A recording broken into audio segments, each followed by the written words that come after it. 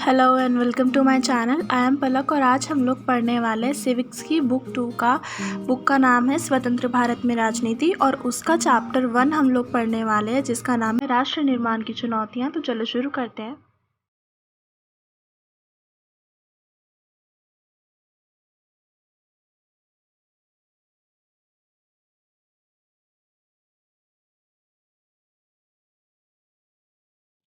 Nineteen 47 का साल बहुत हिंसा और दुख से भरा हुआ था। मतलब जिस समय हमारा देश आज़ाद हुआ था वो साल बहुत हिंसा और दुख से भरा हुआ था। ऑब्वियसली आप सबको पता है कि जब देश आज़ाद हुआ था तो एक तरफ जश्न तो मनाया जा रहा था, परंतु उस जश्न के बाद जो हिंसा हुई थी उससे बहुत जिंदगियां तबाह हुई थी। ठीक है, लगभग 200 वर्ष की अंग्रेज़ों की गुलामी के बाद 14 से 15 अगस्त सन 1947 की मध्य रात्रि को हिंदुस्तान आज़ाद हुआ था। ठीक है, 14 से 15 अगस्त की मिडनाइट में हिंदुस्तान आज़ाद हुआ, लेकिन इस आज़ादी के साथ देश की जनता को देश के विभाजन का सामना करना पड़ा। क्या हुआ था? जो हमारा देश था उसका विभाजन हुआ था। आज़ादी तो हमें मिली थी, पर क्या हुआ था, देश का विभाजन भी हो गया था साथ साथ। ठीक है, जो एरिया पाकिस्तान का है और बांग्लादेश का है वो एरिया पहले पूरा हिंदुस्तान का था। ठीक है, ब्रिटिश इंडिया उसको कहा जाता था। वो पूरा एरिया जो था वो हिंदुस्तान में ही आता था। पर जब ब्रिटिश राज्य ने अपना प्रभुत्व भारत से ख़त्म किया, ठीक है, भारत को आज़ाद किया, उन्होंने एक चीज़ और की, साथ साथ भारत का विभाजन भी कर दिया। ठीक है, भारत जैसे मान लो ये एरिया भारत है तो भारत का पूर्वी और पश्चिमी दोनों एरिया काटकर ये भी पाकिस्तान का और ये भी पाकिस्तान का कर दिया था। ठीक है, भारत का विभाजन हुआ था। किस तरह से हुआ था वो आगे अभी चैप्टर में हम लोग देखेंगे। ओके, तो मेन पॉइंट अभी आप ये याद रखो कि 14 से 15 अगस्त को 1947 को मध्य रात्रि को हिंदुस्तान आज़ाद हुआ, लेकिन इस आज़ादी के साथ देश की जनता को देश के विभाजन का सामना करना पड़ा। संविधान सभा के विशेष सत्र में प्रथम प्रधानमंत्री जवाहरलाल नेहरू ने एक भाषण दिया, जिस भाषण का टाइटल क्या था? भाग्यवधू से चिर प्रतीक्षित भेंट या ट्रिस्ट विद डेस्टिनी के नाम से इस भाषण को जाना जाता है। ठीक है, आगे देखते हैं। आज़ादी की लड़ाई के समय दो बातों पर सबकी सहमति थी। पहली, आज़ादी के बाद देश का शासन लोकतांत्रिक पद्धति से चलाया जाएगा। ठीक है, लोकतांत्रिक तरीके से चलाया जाएगा। जैसे पहले क्या चलता था, राजतंत्र चलता था, मतलब राजा जो थे वो रियासतों पर राज करते थे, या फिर क्या होता था, जो ब्रिटिश थे वो सबके ऊपर राज करते थे, वो अपने हिसाब से कानून बनाते थे। ठीक है, और उसमें किसी की मर्जी नहीं होती थी। पर लोकतांत्रिक पद्धति में क्या था, सबकी सहमति और जनता की भलाई पर ध्यान दिया जाएगा। ठीक है, ऐसे फैसले लिए जाएंगे जिसपे देश को सहमति हो और जनता जिन फैसलों को माने, ठीक है, और जनता के खिलाफ ना हो, ऐसे फैसले लिए जाएं। लोकतांत्रिक पद्धति ऐसी होती है। ठीक है, तो पहली आज़ादी पर सबकी सहमति क्या थी आज़ादी के समय पे, कि आज़ादी के बाद जो देश का शासन चलाया जाएगा वो लोकतांत्रिक पद्धति से चला जाएगा। और दूसरी सहमति किस बात पर थी, कि सरकार समाज के सभी वर्गों के लिए कार्य करेगी। ऐसा नहीं कि सरकार बनी है तो सिर्फ वो अमीरों के लिए काम करेगी या तो सिर्फ गरीबों के लिए काम करेगी, ऐसा नहीं है। सरकार सभी वर्गों के लिए काम करेगी और साथ साथ जो गरीब वर्ग है उनके लिए विशेष प्रावधान रखेगी। ठीक है, ऐसा सबकी सहमति से ऐसा हुआ था। आगे आता है नए राष्ट्र की चुनौतियां क्या थी। अब जब भारत आज़ाद हुआ था तो हमारे नेता अच्छी तरह जानते थे कि आज़ादी कोई आसान चीज़ नहीं है। उसके बाद जो हमारे देश को बनाने की असली जो उनकी परीक्षा ली जाएगी वो आज़ादी के बाद शुरू होगी। ठीक है, उनके पास एक नहीं कई चुनौतियां थी। भारत अपने आप में एक बहुत बड़ा देश है। इसके अंदर जैसा आपने सोवियत संघ सुना है ना, सोवियत संघ में क्या था, बहुत सारे छोटे छोटे गणराज्य थे। ऐसे हमारे भारत को भी भारतीय संघ बोला जाता है। इसमें भी बहुत सारे छोटे छोटे राज्य हैं जो अपने आप में ही एक देश जितने बड़े हैं। ठीक है, तो जैसे हमारा उत्तर प्रदेश है, उसकी जनसंख्या भी यूरोप के देशों के बराबर है। ठीक है, यूरोप के एक देश में जितनी जनसंख्या आती है इतने हमारे उत्तर प्रदेश में आती है। ठीक है, तो इस तरह की कई सारी चुनौतियां थी कि इतनी बड़ी जनसंख्या को एक साथ हैंडल करना, साथ में इतने अलग अलग धर्मों के लोगों को एक साथ हैंडल करना और जनता को खुश रखकर शासन चलाना, सबकी मांगे पूरी करना, काफ़ी सारी चुनौतियां उनके सामने थी। ये सारी छोटी छोटी चुनौतियां थी, पर मुख्य तौर पर 3 चुनौतियां जो नए राष्ट्र के सामने थी, ठीक है, नए नए आज़ाद हुए भारत के सामने थी, वो चुनौतियां थी। पहली, एकता और अखंडता की चुनौती। ठीक है, भारत अपने आकार और विविधता में किसी महादेश के बराबर था। यहाँ विभिन्न भाषा, संस्कृति और धर्मों के अनुयायी रहते थे। इन सभी को एकजुट करने की चुनौती थी। ठीक है, सरकार को ये देखना था, नए राष्ट्र के सामने ये चुनौती थी कि भारत में जितनी भी भाषा के लोग हैं वो एक साथ मिलकर रहें, अलग अलग संस्कृतियां नष्ट ना हो, सब संस्कृतियां साथ में रहें, धर्मों के बीच झगड़े ना हो, सभी धर्मों को मानने वाले शांति से रहें। ये सब चुनौतियां थी भारत के सामने। दूसरी चुनौती थी लोकतंत्र की स्थापना करना। ठीक है, भारत ने संसदीय शासन पर आधारित प्रतिनिधित्व मूलक लोकतंत्र को अपनाया। ठीक है, प्रतिनिधित्व मूलक कैसे, मतलब जनता अपने प्रतिनिधित्व का चुनाव अपने आप करे। ठीक है, अपने प्रतिनिधि का चुनाव अपने आप करे कि किसे प्रधानमंत्री बनाया जाना चाहिए या किसे वो अपनी सेवा के लिए चुनना। और क्या था, संसदीय शासन प्रणाली थी, मतलब संसद है हमारे शासन में। ठीक है, अलग अलग सभाएं, विधानसभा, लोकसभा, जो हमारे भले के लिए कार्य करती हैं या जिनके कार्य में विभाजन है। ठीक है, और भारतीय संविधान में प्रत्येक नागरिक को मौलिक अधिकार तथा मतदान का अधिकार दिया गया है। ठीक है, लोकतंत्र की स्थापना के लिए सबसे ज़्यादा ज़रूरी है कि सारे नागरिकों को बराबर के अधिकार मिले और मतदान का अधिकार मिले। ठीक है, तीसरी चुनौती आती है समानता पर आधारित विकास, मतलब नियोजित विकास किया जाए, सबका जो विकास है वो एक साथ किया जाए और ठीक प्रकार से किया जाए। ऐसा विकास किया जाए जिससे संपूर्ण समाज का कल्याण हो, ना किसी एक वर्ग का, अर्थात सभी के साथ समानता से व्यवहार किया जाए। ठीक है, सभी के साथ बराबर से व्यवहार किया जाए और सबका कल्याण हो, पूरे समाज का कल्याण हो। सामाजिक रूप से वंचित वर्गों का, ठीक है, जैसे कुछ उच्च वर्ग होते हैं, कुछ निम्न वर्ग होते हैं, जो निम्न वर्ग के लोग हैं उनका कल्याण किया जाए। जो धार्मिक अल्पसंख्यक हैं उनका कल्याण किया जाए। उन समुदायों का विशेष रूप से सुरक्षा दी जाए। ठीक है, जो वंचित वर्ग हैं या अल्पसंख्यक समुदाय हैं उनके लिए विशेष प्रावधान किए जाए। ठीक है, जैसे आप लोगों को पता है कि काफ़ी सारी स्कॉलरशिप स्कीम्स निकलती हैं, या फिर हम कहें कि काफ़ी सारी जॉब निकलती हैं जहाँ पर आरक्षण दिया जाता है कि इतने % स्टूडेंट्स जो हैं वो SC होंगे, उनके लिए ही होगी सिर्फ। और ऐसी लोकसभा विधानसभा में भी जो सीटों का जो निर्धारण किया जाता है उसमें भी क्या होता है कि जैसे सीटों का आरक्षण दिया जाता है कि इतने % पे केवल महिला होंगी, इतने % पे केवल इस सामाजिक वर्ग के लोग होंगे। तो मतलब ऐसे समुदायों के हिसाब से या फिर जो अल्पसंख्यक हैं उनको सुरक्षा दी जाए, उनके लिए विशेष प्रावधान किए जाए, उन्हें आरक्षण दिया जाए, ऐसा यहाँ पर बोला गया है। ठीक है, ये सब चुनौतियाँ हमारे भारत के सामने थी। अब आती विभाजन की बात। ठीक है, ये चुनौतियाँ तो हमने देख ली क्या क्या चुनौतियाँ थी, परंतु विभाजन भी क्या, क्यों हुआ था विभाजन, ये सभी तो हमें जानना जरूरी है।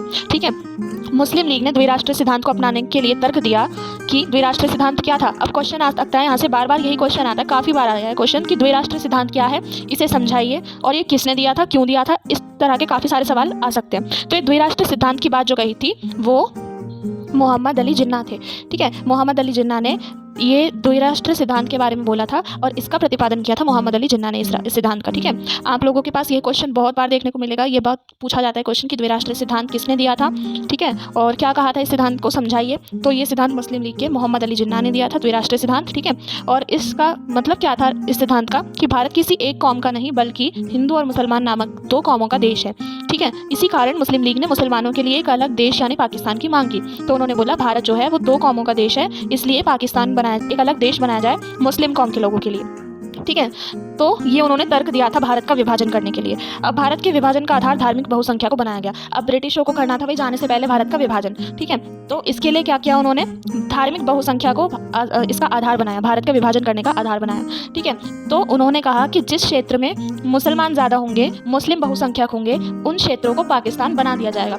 तो अब देख लो उनके सामने क्या प्रॉब्लम थी। अब जैसे मान लो ये हमारा इंडिया है, तो इंडिया को जहाँ पर मुस्लिम बहुल क्षेत्र थे वो एक एरिया पूरा था पूरब साइड में और दूसरा एरिया था बिल्कुल पश्चिम साइड में। जो पूरब साइड में था वो पंजाब था और जो पश्चिम साइड में था वो बंगाल था। तो पंजाब का विभाजन किया गया और यहाँ पर एक पाकिस्तान बनाया गया जिसे पूर्वी पाकिस्तान कहा जाता था, पर अब उसे पाकिस्तान बोलते हैं। ठीक है, और जो दूसरा एरिया जो बंगाल का विभाजन किया गया था, तो अब उसे बंगाल का विभाजन करने के बाद जिस एरिया को पहले पश्चिमी पाकिस्तान माना जाता था अब उसे बांग्लादेश कहा जाता है। All right, this concept is clear. और यहाँ पर बीच में जो है वो हमारा इंडिया आ गया। ठीक है, अब सोच रहे होगे क्या कलाकृति बना रही हूँ मैं यहाँ पर, बट आई डोंट थिंक इससे बेटर मुझे कोई वे मिलता एक्सप्लेन करने का। और आर्ट मैं यहाँ पे करती, मतलब आपको मैप वगैरह पे दिखाती, तो इतना भी मेरे पास टाइम था नहीं। ठीक है, बनाने का, बट कोई नहीं, नेक्स्ट वीडियो में और इंप्रूवमेंट करने की कोशिश करूँगी मैं। आगे देखते हैं। भारत के विभाजन का आधार धार्मिक बहुसंख्या को बनाया गया, जिस कारण कई प्रकार की समस्याएं उत्पन्न हुई। तो वो तो अब हमने जनरली समझ लिया कि किस तरीके की प्रॉब्लम्स आई थी, और अब हम यहाँ पर पढ़ेंगे ठीक है क्या प्रॉब्लम्स फेस हुई थी। मुसलमानों की जनसंख्या के आधार पर पाकिस्तान में 2 इलाके शामिल होंगे, पश्चिमी पाकिस्तान और पूर्वी पाकिस्तान, और इनके मध्य भारतीय भूभाग का बड़ा विस्तार होगा। जो कि मैंने आपको बताया कि पश्चिमी पाकिस्तान जो था वो बांग्लादेश है अब, और जो पूर्वी पाकिस्तान था वो अब पाकिस्तान है। ठीक है, सेकंड पॉइंट आता है मुस्लिम बहुल प्रत्येक इलाका पाकिस्तान में जाने को राजी नहीं था। ये भी मैंने आपको बताया कि जो सभी मुस्लिम क्षेत्र थे वो पाकिस्तान में नहीं शामिल होना चाहते थे, वो भारतीय ही रहना चाहते थे। जैसे पश्चिमोत्तर सीमा प्रांत के नेता खान अब्दुल गफार खान, जिन्हें सीमांत गांधी के नाम से जाना जाता है, वे द्विराष्ट्रीय सिद्धांत के एकदम खिलाफ थे। ठीक है, इनके बारे में काफ़ी पूछा जाता है पेपर में कि अब्दुल गफार खान कौन थे, या पश्चिमोत्तर सीमा प्रांत के निर्विवाद नेता कौन थे। ठीक है, या सीमांत गांधी के नाम से किसे जाना जाता है, तो ये कौन थे, अब्दुल गफार खान। ठीक है, इन्हें सीमांत गांधी आखिर क्यों कहते हैं, पहली बात तो ये पश्चिमोत्तर सीमा प्रांत के थे। ठीक है, इसलिए इन्हें सीमांत इनका नाम पड़ा। आगे ठीक है, गांधी क्यों बोला गया इनको, क्योंकि ये भी गांधी जी की तरह ही अहिंसा और सत्य के पुजारी थे। ठीक है, जैसे गांधी जी अहिंसा को मानते थे, सत्य को मानते थे, बिल्कुल ये भी सेम टू सेम वैसे ही थे, उन्हीं के रास्तों पर चलते थे। और ये द्विराष्ट्रीय सिद्धांत के एकदम खिलाफ थे, ये एकदम सच्चे गांधीवादी थे, इसलिए इन्हें सीमांत गांधी के नाम से जाना जाता है। कौन, नेता अब्दुल गफार खान। ठीक है, इनका नाम आपको याद रखना है, बहुत इंपॉर्टेंट पर्सन है ये। आगे आता है ब्रिटिश इंडिया के मुस्लिम बहुल प्रांत पंजाब और बंगाल में अनेक हिस्से बहुसंख्यक गैर मुस्लिम आबादी वाले थे। ठीक है, ऐसे में इन प्रांतों का बंटवारा धार्मिक बहुसंख्या के आधार पर जिले या उससे निचले स्तर के प्रशासनिक हल्के को आधार बनाकर किया गया। ठीक है, तो क्या किया गया, अब जो बंगाल और पंजाब थे, ठीक है, उसके बहुत सारे हिस्से ऐसे थे, मुस्लिम बहुल प्रांत यही थे। ठीक है, जब जो ब्रिटिश इंडिया था उसके अंदर सबसे ज़्यादा मुसलमान आबादी वाले जो 2 प्रांत थे वो बंगाल और पंजाब थे। ठीक है, इनके बहुत सारे हिस्से ऐसे थे जो गैर मुस्लिम आबादी वाले थे, मतलब वहाँ पर हिंदू सिख ईसाई ऐसे रहते थे। ठीक है, और वहाँ पर मुस्लिम कम रहते थे या फिर नहीं रहते थे। ऐसे में इन प्रांतों का बंटवारा और इसको धार्मिक बहुसंख्या के आधार पर बनाकर किया जाना थोड़ा मुश्किल था। ठीक है, तो केवल धार्मिक बहुसंख्या के आधार पर इनको नहीं बांटा जा सकता था, काफ़ी हिस्से इनके अलग थे। तो इन्हें क्या किया गया, इन्हें जिले स्तर पर, ठीक है, जिले या फिर उससे निचले स्तर पर यह प्रशासनिक हल्के को आधार बनाकर किया गया। जैसे कुछ एरियाज़ को, जैसे मान लिया कि ज़िले जो हैं उनको पाकिस्तान में डाल दिया, जैसे लाहौर है उसको पाकिस्तान का हिस्सा बना दिया, तो काफ़ी जो ज़िले थे उनको पाकिस्तान में डाल दिया गया। इस तरीके से बंटवारा किया गया, काफ़ी जिसे हम कह सकते हैं कि अजीब सिचुएशन में बंटवारा हुआ था और काफ़ी मुश्किल भी था ये बंटवारा करना। ठीक है, भारत विभाजन केवल धर्म के आधार पर हुआ था, इसलिए दोनों और अल्पसंख्यक वर्ग बड़े असमंजस में थे कि उनका क्या होगा, वह कल से पाकिस्तान के नागरिक होंगे या भारत के। ठीक है, आज़ादी की आधी रात तक, तो मतलब जैसे 14 से 15 अगस्त की रात को आज़ादी की रात बताया जाता है, तो उसमें काफ़ी लोगों को ये ही नहीं पता था कि वो पाकिस्तान में है या भारत में। ठीक है, जब बंटवारे की बात सामने आई तो काफ़ी हिंसा हुई, पर काफ़ी लोगों को ये नहीं पता था कि वो भारत के वासी हैं या पाकिस्तान के। तो अब जो अल्पसंख्यक थे, जैसे पाकिस्तान में रहने वाले हिंदू, सिख, ईसाई जो थे वो वहाँ के अल्पसंख्यक हो गए, और हिंदुस्तान में रहने वाले जो मुस्लिम थे वो अल्पसंख्यक हो गए। अब दोनों के सामने ये प्रॉब्लम थी कि वो कहाँ जाएं, वो पाकिस्तान में जाएं या फिर हिंदुस्तान में जाएं, या वो पाकिस्तान के नागरिक हैं या हिंदुस्तान के, उनको ये ही नहीं पता था, बिकॉज उनके सामने इतनी बड़ी प्रॉब्लम थी। अब भाई देखो, किसी का एकदम से अपना घर छोड़कर जाना बहुत मुश्किल होता है। ठीक है, अब उनका ये प्रॉब्लम था कि वो पाकिस्तान में ही रहे, जैसे जो पाकिस्तान की साइड में जो लाहौर में रहने वाले हैं वो पाकिस्तान में ही रहे, या फिर वहाँ से उन्हें छोड़कर भारत आना होगा। काफ़ी ज़्यादा सोचने की प्रॉब्लम थी उन लोगों को, समझ में उस टाइम पर सिचुएशन ऐसी थी कि किसी को समझ नहीं आ रहा था क्या करना है। ठीक है, विभाजन की समस्या क्या थी, भारत विभाजन की योजना में यह नहीं कहा गया कि दोनों भागों से अल्पसंख्यकों का विस्थापन भी होगा। भारत का जो विभाजन हुआ था उसमें यह नहीं बोला गया था कि जो पाकिस्तान की साइड वाले हिंदू हैं वो यहाँ पे आएंगे, या जो यहाँ के मुसलमान हैं वो वहाँ जाएंगे, ऐसा कुछ भी नहीं कहा गया था। ठीक है, विभाजन से पहले ही दोनों देशों के बंटने वाले इलाकों में हिंदू मुस्लिम दंगे भिड़ उठे। विभाजन हुआ नहीं था कि उससे पहले क्या था, दंगे होने लग गए। पश्चिमी पंजाब में रहने वाले जो अल्पसंख्यक गैर मुस्लिम लोग थे वो अपना घर बार छोड़कर, ज़मीन जायदाद छोड़कर अपनी जान बचाने के लिए वहाँ से पूर्वी पंजाब या फिर भारत की तरफ उन्हें आना पड़ा, और इस प्रकार मुसलमानों को पाकिस्तान जाना पड़ा। ठीक है, अपने अपने घर छोड़कर अल्पसंख्यकों को दूसरे देश में भागना पड़ा, जिसकी वजह से उन्हें कई रातें जो थी वो शरणार्थी शिविर में बितानी पड़ी। ठीक है, शरणार्थी शिविर मतलब जो देश छोड़कर आए हुए लोगों के लिए शिविर लगते हैं उनको कहा जाता है। तो कई लोगों के सामने ये इतनी प्रॉब्लम थी कि अब जब वो अपना सब कुछ छोड़कर आए हैं तो वो कहाँ जाएंगे, इसलिए उन्हें शरणार्थी शिविर में रहना पड़ा। कई लोग तो अपने देश पहुंचने से पहले ही मार दिए गए बीच रास्ते में, दंगे और हिंसाओं में। ठीक है, उस टाइम पे बताया जाता है कि कम से कम 8 से 10 लाख लोगों ने तो अपनी जान गंवाई थी दंगों में और हिंसा में, अपनी जान गंवाई थी, और कम से कम 80 लाख लोगों का विस्थापन हुआ था, मतलब 80 लाख लोगों ने यहाँ से वहाँ और वहाँ से यहाँ आना जाना किया था। ठीक है, तो वो सिचुएशन इतनी बेकार थी, इतनी बुरी सिचुएशन थी कि वो सबसे बड़ा विस्थापन बताया जाता है। ठीक है, अब तक के हुए विस्थापनों में सबसे बड़ा विस्थापन बताया जाता है, मतलब जनसंख्या, आबादी का यहाँ से वहाँ जाना काफ़ी बड़ा विस्थापन बताया जाता है। ठीक है, विभाजन की प्रक्रिया में भारत की भूमि का ही बंटवारा नहीं हुआ बल्कि भारत की संपदा का भी बंटवारा हुआ। जैसे अब हम बंटवारे को डिटेल में भी पढ़ेंगे, नेक्स्ट जब क्वेश्चन आंसर सीरीज आएगी तो हम इस सब चीज़ को और ज़्यादा डिटेल में पढ़ेंगे ताकि आपको पूरा चैप्टर अच्छे तरीके से बिल्कुल ब्रिलियंट वे में समझ में आ जाए। ठीक है, तो क्या हुआ था, भारत की संपदा का भी बंटवारा हुआ था। संपत्ति जो थी भारत की, संपत्ति कैसे, जैसे सड़कें और रेलवेज हो गया, बस सर्विस हो गई। ठीक है, और संचार के साधन जैसे कि मीडिया हो गया और पुलिस प्रशासन हो गया, एयरलाइंस हो गई, इन सब चीज़ों का बंटवारा हो गया था। सब कुछ पाकिस्तान को दे दी गई थी, कुछ भारत में रही थी, और यहाँ तक कि टाइपराइटर, टेबल कुर्सी, इन सब चीज़ों का भी बंटवारा हुआ था। ठीक है, राज्यों का गठन। अब बात आती है चुनौतियां, सबसे बड़ी जो थी वो मैंने आपको बताई, 3 चुनौतियां थी। ठीक है, उसके अलावा ये चुनौतियां तो बाद में सॉल्व की गई, उसके बाद मतलब ये प्रॉब्लम सबसे बड़ी थी कि राज्यों का गठन कैसे किया जाए। अब क्या था, जो इस टॉपिक को भी हम रोकते हैं यहाँ पर, पहले मैं आपको मेन बात बताती हूँ क्या हुआ था। अब जब हमारे सामने ये प्रॉब्लम थी कि जो ब्रिटिश इंडिया का विभाजन हुआ था ना, तो मतलब ब्रिटिश इंडिया के अंदर जो राज्य बने हुए थे, जैसे मद्रास है, बम्बई है, ये पुराने नेम है, ब्रिटिश इंडिया के नेम है, जिसे अब हम महाराष्ट्र कहते हैं, हम गुजरात कहते हैं, वो सब पहले बम्बई का भाग थे। ठीक है, और जिसे अब हम जिसे पहले मद्रास कहते थे, वो सारे केरल, कर्नाटक, ये सारे एरिया जिसमें आ जाते हैं, वो वाला पार्ट था पूरा। मतलब काफ़ी डिफरेंट वे में इसका विभाजन किया गया था। जो ब्रिटिश शासन के समय पर इंडिया था, उसकी जो राज्य रेखाएं बनाई गई थी, जैसे सीमाएं जो बना रखी थी ना राज्यों की, वो इस तरीके की थी कि ब्रिटिश लोग हैं उनको प्रॉब्लम ना हो प्रशासनिक सेवाओं के हिसाब से, मतलब ब्रिटिशों को आने जाने में प्रॉब्लम ना हो। ठीक है, और जहाँ तक जितने हिस्से में ब्रिटिशों ने जीत लिया था इंडिया को, वो हिस्सा पूरा उनका था, उसे उन्होंने एक अलग प्रांत बना लिया। इस तरीके से राज्यों को बना रखा था ब्रिटिश मैप में। तो कांग्रेस ने इसे मानने से इनकार कर दिया। ठीक है, कांग्रेस के नागपुर अधिवेशन में 1920 में हुआ था कांग्रेस का नागपुर अधिवेशन। ठीक है, उसमें यह बात स्वीकार की गई और ये बात नेताओं ने कही कि जो भारत का आगे राज्यों का पुनर्गठन किया जाएगा, मतलब जो राज्यों की सीमाएं दोबारा से बनाई जाएंगी अंदर अंदर, वो कैसे होंगी, भाषाई आधार पर की जाएंगी। ठीक है, भाषा के आधार पर राज्यों का गठन किया जाएगा। मतलब जितने एरिया में हम कहें मराठी बोलने वाले हैं वहाँ पर अलग राष्ट्र बना दिया जाएगा, जितने एरिया में सिंधी बोलने वाले हैं वहाँ पर अलग राज्य बना दिया जाएगा, जितने एरिया में तमिल बोलने वाले हैं, तेलुगु बोलने वाले हैं, इन सब के लिए अलग अलग राज्य बना दिए जाएंगे। ठीक है, भाषाई आधार पर। इससे क्या होगा कि हमारी जो भारत की विविधता है वो भी बची रहेगी। मतलब भाषाई दंगे नहीं होंगे। जैसे ये प्रॉब्लम रहती है ना कि इस वाले राष्ट्र में ये भाषा बोलने वाले ज़्यादा लोग हैं इस जगह पे, तो क्या होगा, दूसरे वाले जो भाषा के लोग होंगे उनमें लड़ाई होगी। ठीक है, ये प्रॉब्लम पहले किसी और आई थिंक जर्मनी में थी। ठीक है, फ्रांस, जर्मनी, यहाँ पे ये प्रॉब्लम थी भाषा वाली। तो ऐसी प्रॉब्लम कुछ हमें हमारी कंट्री में देखने को ना मिले, इसलिए क्या था, मैं आपको एग्जांपल दे रही हूँ, ये नहीं बोल रही हूँ कि पहले ये हुआ था या बाद में हुआ था। मैं आपको केवल एग्जांपल दे रही हूँ समझाने के लिए कि ये भाषा के इस तरह के दंगे, इस तरह की प्रॉब्लम, लड़ाइयाँ हमारे कंट्री में ना हो। ऐसा करने के लिए भाषाई आधार पर राज्यों का गठन किया जाए ताकि जो राज्य हैं वो अपनी संस्कृति को सुरक्षित रख सकें।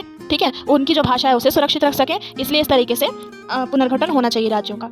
तो सबसे पहले 1952 में जवाहरलाल नेहरू ने सबसे पहले क्या किया था, आंध्र प्रदेश को मद्रास से अलग कर एक अलग राज्य बनाया था जहाँ पर केवल तेलुगु बोलने वाले लोग थे आंध्र प्रदेश में। ओके, सबसे पहले भाषाई आधार पर इस राज्य का गठन किया गया। तो ये क्वेश्चन भी आएगा कि सबसे पहले भाषाई आधार पर कौन से राज्य का गठन किया गया और कब किया गया। तो इसका आंसर आप दे सकते हो कि 1952 में आंध्र प्रदेश का गठन हुआ था सबसे पहले। अब इसके बाद बाकी जो राज्य थे उनमें भी आंदोलन जोर शोर से छिड़ गया कि भाई हमारा राज्य भी अलग किया जाए भाषा के आधार पर। ठीक है, तो उसके बाद क्या हुआ, बम्बई को अलग अलग हिस्सों में बांटा गया। बम्बई का महाराष्ट्र और गुजरात के हिस्से बना दिए गए, बम्बई को अलग करके प्रांत को तोड़कर। ठीक है, 2 प्रांत बना दिए गए। आंध्र प्रदेश के गठन के साथ ही क्या हुआ, देश के दूसरे हिस्सों में भी भाषाई आधार पर राज्यों को गठित करने के लिए संघर्ष हुआ। ठीक है, और लोगों ने भी संघर्ष किया कि हमें भी अपना राज्य जो है अलग चाहिए हमारी भाषा के आधार पर। तो इस संघर्ष से बाध्य होकर क्या किया, केंद्र सरकार ने सन 1953 में राज्य पुनर्गठन आयोग बनाया। ठीक है, इस आयोग का काम क्या था, राज्यों का सीमांकन करना, अपने आप राज्यों का सीमांकन करना इस पुनर्गठन आयोग का कार्य था। ठीक है, इसने अपनी पहली रिपोर्ट जो थी वो इसने अपनी रिपोर्ट में स्वीकार किया कि राज्यों का जो सीमाओं का निर्धारण है वहाँ बोले जाने वाली भाषाओं के आधार पर ही होना चाहिए, यही सबसे बेस्ट है, यही होना चाहिए। ठीक है, इस आयोग की रिपोर्ट के आधार पर सन 1956 में, ये टाइम पीरियड याद रखने का है, सन 1956 में राज्य पुनर्गठन अधिनियम पारित हुआ। ठीक है, इस अधिनियम में क्या था, अब ये क्वेश्चन भी आ सकता है कि 1956 में कौन सा अधिनियम पारित किया गया या फिर राज्य पुनर्गठन आयोग ने कौन सा नियम पारित किया, कब किया। ठीक है, तो ये आपको इसका आंसर है 1956 में हुआ ये नियम पारित। क्या था, राज्य पुनर्गठन अधिनियम। और इस अधिनियम के आधार पर 14 राज्य और 6 केंद्र शासित प्रदेश बनाए गए थे। तो समटाइम्स ये क्वेश्चन आपके सामने इस तरीके से भी आ जाएगा कि आज़ादी के बाद देश में कितने राज्य, सर्वप्रथम देश में कितने राज्य और कितने केंद्र शासित प्रदेश थे। तो इसका आंसर होगा 14 राज्य और 6 केंद्र शासित प्रदेश थे। ठीक है, तो इसके बाद अब टॉपिक आता है रजवाड़ों का। ठीक है, राज्यों का गठन हमने पढ़ लिया कि किस तरीके से हुआ था। अब राज्यों का पुनर्गठन तो हो चुका था, उसके बाद अब बात आती है कि रजवाड़े भी थे हमारे देश में। अब हमारे देश में क्या था कि कुछ छोटे छोटे रजवाड़े थे, रियासतें थी। जैसे राजाओं का पहले राज चलता था ना, तो ब्रिटिश इंडिया में कुछ छोटे बड़े आकार के रजवाड़े या रियासतें थी जिन पर राजाओं का शासन चलता था। आपके पास अगर ये क्वेश्चन आ जाए कि रजवाड़ों से आप क्या समझते हैं, तो भारत में कुछ छोटे बड़े आकार के भू क्षेत्र थे जिन पर राजाओं का शासन चलता था, इन्हें क्या बोलते थे, रजवाड़े बोलते थे। ठीक है, और राजा इसमें अपने आंतरिक मामले संभालते थे। ठीक है, अंदर के मामले की इसको ये दंड देना, यहाँ से इससे इतना कर लेना, तो ये सब चीज़ें कौन देखता था, ये राजा देखते थे। ठीक है, अब बात आती है रजवाड़ों का विलय कैसे हुआ। अब भारत में ये प्रॉब्लम थी, तो ये क्वेश्चन भी आ सकता है कि रजवाड़ों के विलय में क्या समस्या थी। बहुत बड़ी समस्या थी। अब देखो, ये हमारा भारत है। अब भारत के सामने पहली चुनौती यही थी कि इसको अखंड और कैसा बनाना है, क्षेत्रीय अखंडता को बचा कर रखना है। ठीक है, भारत को अखंड बनाकर रखना है, ऐसा इनके सामने पहली चुनौती थी। पर अगर एक बात बताओ, जब ब्रिटिश राज्य ने अपना प्रभुत्व खत्म किया था ना, ब्रिटिश शासन ने, तो उन्होंने ये कहा, रजवाड़ों के सामने ये ऑप्शन रखा, या तो वो अपनी मर्जी से भारत या पाकिस्तान में शामिल हो जाएं, या फिर वो क्या करें, अपने आप को आज़ाद भी रख सकते हैं, आज़ाद रियासत भी रख सकते हैं। पर इससे बताओ क्या भारत अखंड रह पाता। भारत के बीचों बीच कई छोटी बड़ी रियासतें हैं, जैसे जूनागढ़ की रियासत है, हैदराबाद की रियासत है, कई छोटी बड़ी रियासतें थी। तो वो अगर अपना अलग अस्तित्व बनाए रखती तो क्या भारत अखंड रह पाता, क्या वो भारत का पार्ट कहलाती, नहीं कहलाती। भारत बीच से ही अलग हो जाता। और कभी भी अगर इनमें आपस में नहीं बनती, भारत सरकार में और इन रियासतों में आपस में नहीं बनती, तो युद्ध होना निश्चित था और इससे क्या होता, भारत का ही नुकसान होता। तो इन रजवाड़ों को भारत संघ का हिस्सा बनाना बहुत ज़्यादा ज़रूरी था हमारे लिए। सबसे बड़ा जो रोल इसमें प्ले किया था वो सरदार वल्लभ भाई पटेल ने किया था। उन्होंने ही राजाओं को राजी किया था कि वो अपनी रियासतों को मिला लें भारतीय संघ में। तो अब हम थोड़ा सा बुक के अकॉर्डिंग पढ़ लेते हैं। ये तो मैं आपको बता रही थी कि किस तरीके से हुआ था, समझाने की लैंग्वेज में, थोड़ा बुक की लैंग्वेज में पढ़ लेते हैं। ठीक है, रजवाड़ों का विलय। स्वतंत्रता प्राप्ति से पहले भारत 2 भागों में बटा हुआ था, ब्रिटिश भारत और देसी रियासतें। ठीक है, इन रियासतों की संख्या लगभग 565 थी। तो आप देख रहे हो, इतने बड़े भारत में कई छोटे छोटे आकार की या फिर कई बड़े बड़े आकार की रियासतें थी, जो टोटल मिलाकर 565 थी। ठीक है, रियासतों के शासकों को मनाने समझाने में सरदार पटेल गृह मंत्री ने ऐतिहासिक भूमिका निभाई और अधिकतर रजवाड़ों को उन्होंने भारतीय संघ में शामिल होने के लिए राजी किया था। जो नहीं माने उन पर सैनिक कार्रवाई की गई, मतलब भारतीय सेना द्वारा उन पर कार्रवाई की गई और उन्हें भी अंत में मिला लिया गया भारतीय रियासत में। उन रियासतों के बारे में भी अभी हम पढ़ेंगे। ठीक है, देसी रियासतों के बारे में 3 अहम बातें क्या थी। अधिकतर रजवाड़ों के लोग भारतीय संघ में शामिल होना चाहते थे। भारत सरकार कुछ इलाकों को स्वायत्तता देने के लिए तैयार थी, जैसे जम्मू कश्मीर, ठीक है, क्योंकि ये इलाके ऐसे थे कि ये बिल्कुल सीमा के पास थे। जम्मू कश्मीर ऐसा एरिया था कि वो बिल्कुल पाकिस्तान के पास था, ठीक है। तो अगर इनको स्वायत्तता दी जाती, मतलब अपने हिसाब से इन्हें चुनने दिया जाता, तो ये कहीं भी शामिल हो सकते थे, इनकी मर्जी थी। जम्मू कश्मीर या तो भारत में या पाकिस्तान में अपने हिसाब से शामिल हो सकते थे, पर इसके अलावा जो बाकी इलाके थे उनको नहीं दी जा सकती थी ये छूट, क्योंकि वो भारत के बीचों बीच थे, ठीक है, बीचों बीच या फिर भारतीय संघ के अंदर ही आ रहे थे। अब आगे देखते हैं, विभाजन की पृष्ठभूमि में विभिन्न इलाकों के सीमांकन के सवाल पर खींचातान जोर पकड़ रही थी। ऐसे में देश के क्षेत्रीय एकता और अखंडता का प्रश्न सबसे महत्वपूर्ण हो गया था। अधिकतर रजवाड़ों के शासकों ने भारतीय संघ में अपने विलय के लिए एक सहमति पत्र पर हस्ताक्षर कर दिए थे, ठीक है। आज़ादी के बाद ज्यादातर जो रजवाड़े थे वो भारत में ही रहना चाहते थे और उन्होंने अपने रजवाड़ों को भारत में शामिल करने के लिए एक सहमति पत्र पर हस्ताक्षर कर दिए थे, जिसे इंस्ट्रूमेंट ऑफ एक्सेशन कहा जाता है। यहाँ पर गलत लिखा हुआ है, ये मत आप देखना। तो उसको क्या कहा जाता था, सहमति पत्र को इंस्ट्रूमेंट ऑफ एक्सेशन। आप ये नाम याद रखेंगे क्योंकि ये एग्जाम में बहुत बार पूछा जाता है। एग्जाम में नहीं तो आपके होम टेस्ट में ज़रूर पूछा जाएगा कि इंस्ट्रूमेंट ऑफ एक्सेशन से आप क्या समझते हैं, या फिर रजवाड़ों के विलय के लिए सहमति पत्र से आप क्या समझते हैं। इस तरीके के क्वेश्चन इस पर से बन सकते हैं, ठीक है। अगला आता है, तो जूनागढ़, हैदराबाद, कश्मीर और मणिपुर की रियासतों का विलय बाकी रियासतों की तुलना में थोड़ा सा मुश्किल साबित हुआ।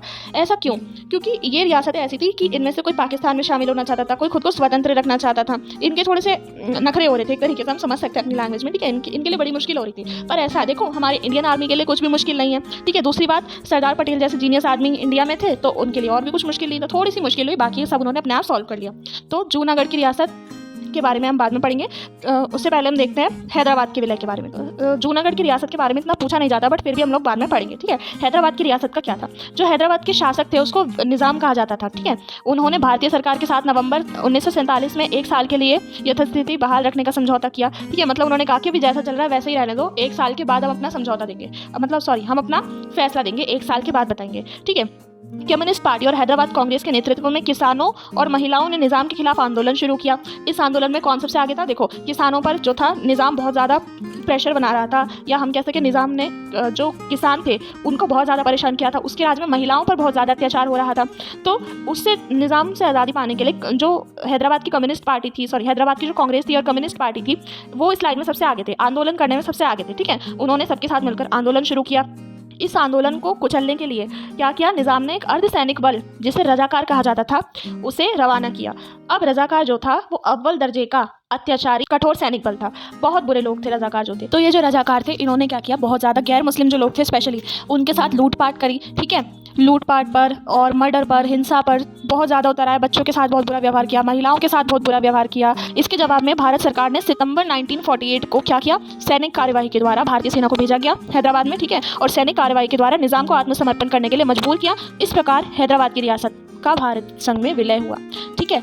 अब बारी आती है मणिपुर रियासत के विलय की। मणिपुर की आंतरिक स्वायत्तता बनी रहे, इसको लेकर महाराजा बोधचंद्र सिंह व भारत सरकार के बीच विलय सहमति पत्र पर हस्ताक्षर हुए, ठीक है। जो वहाँ के राजा थे बोधचंद्र सिंह, उन्होंने संघ में अपने विलय के लिए हाँ बोल दी। जनता के दबाव में निर्वाचन करवाया गया, फलस्वरूप वहाँ राजतंत्र कायम हुआ, ठीक है। मणिपुर भारत का पहला भाग है जहाँ पर सार्वभौमिक वयस्क मताधिकार के सिद्धांत को अपनाकर जून 1948 में चुनाव करवाए गए थे, ठीक है। अब बारी आती है आपकी जूनागढ़ की रियासत की। जूनागढ़ गुजरात के दक्षिण पश्चिम में स्थित एक राज्य था। जूनागढ़ की लगभग 80% जो जनसंख्या थी ना वो हिंदू थी। जूनागढ़ के जो नवाब थे महावत खान, वो पाकिस्तान में शामिल होना चाहते थे, लेकिन भौगोलिक परिस्थितियों के आधार पर जूनागढ़ भारत में ही शामिल हो सकता था। मतलब क्या है ना, कुछ रियासतें जो थी वो भारत के बीचों बीच थी, या कह लो भारत का हिस्सा थी, उसके आगे भी काफ़ी हिस्सा भारत का था, फिर पाकिस्तान था। तो मतलब इस तरीके की थी रियासतें, तो उनको किसी भी कोई भी ऐसा तरीका नहीं था कि उनको पाकिस्तान में शामिल कर दिया जाए, ठीक है।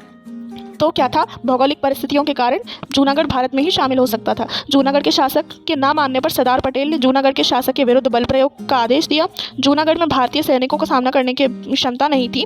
अंततः दिसंबर 1947 में कराए गए जन्म संग्रह में जूनागढ़ के लगभग 80% लोगों ने भारत में शामिल होने की बात कही। इस प्रकार जूनागढ़ भारत में शामिल हो गया, ठीक है।